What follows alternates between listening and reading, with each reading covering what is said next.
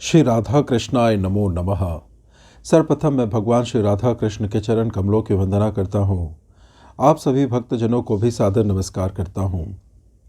श्री गर्ग संहिता के पिछले कथा में हमने श्रवण किया था कि किस प्रकार श्री रुक्मिणी का संदेश पाकर भगवान श्री कृष्ण विदर्भ देश जाते हैं और श्री रुक्मिणी को हर ले आते हैं तथा शिशुपाल आदि के साथ महाघोर संग्राम भी करते हैं।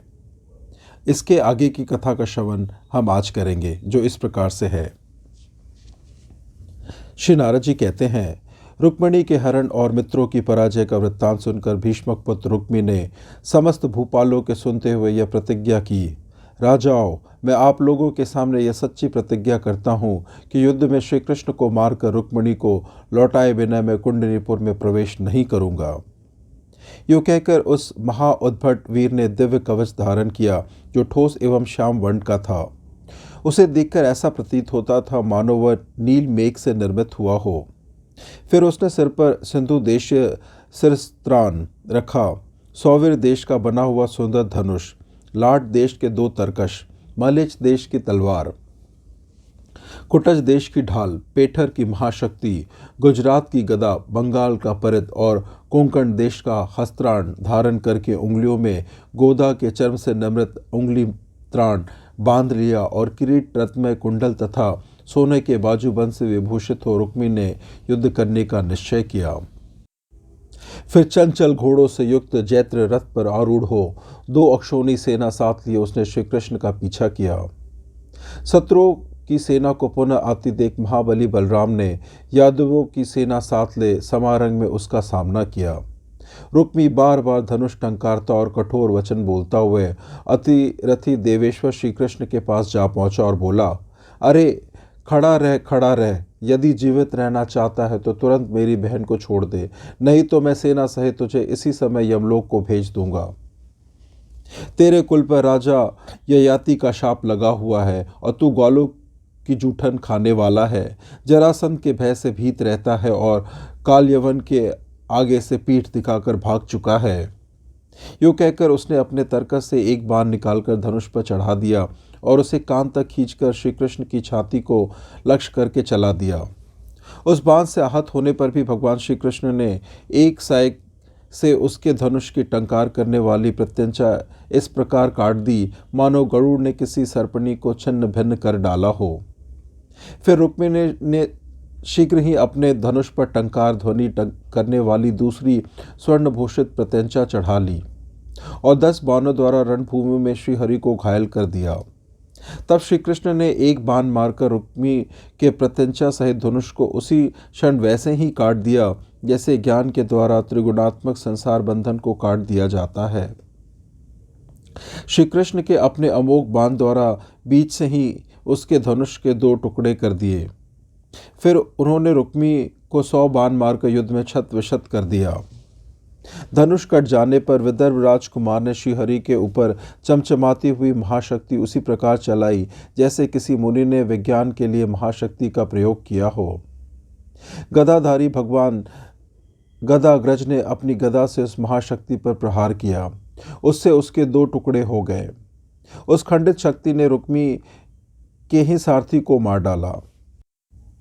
भगवान की वेगशालिनी कौमादिकी नाम वाली भारी गदा ने रुक्मी के रथ के ऊपर पड़कर उसे घोड़ों सहित उसी प्रकार चूर्ण कर दिया जैसे वज्र के प्रहार से कोई पर्वत चकनाचूर हो गया हो। तब भीष्मक कुमार रुक्मी ने भी श्रीहरि पर गदा चलाई, किंतु भगवान ने उसे पुनः चक्र चलाकर चूर्ण कर दिया।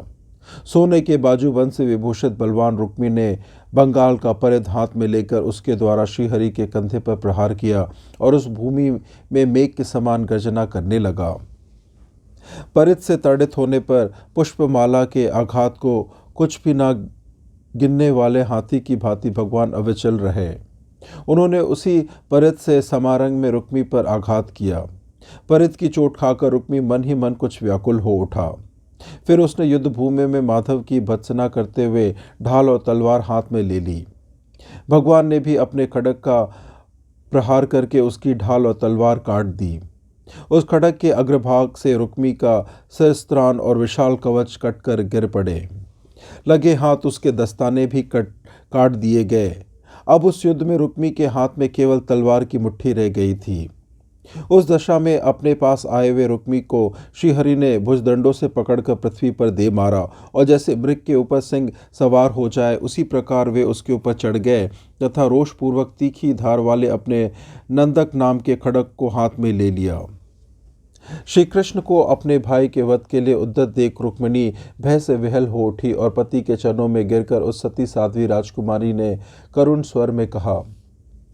श्री रुक्मिणी बोली, हे अनंत देवेश्वर जगन निवास योगेश्वर, आपकी शक्ति अचिंत्य है, आप इस जगत के पालक है, अतः करुणा सागर आपके द्वारा शाल के समान विशाल भुज वाले मेरे भाई का वध होना उचित नहीं है।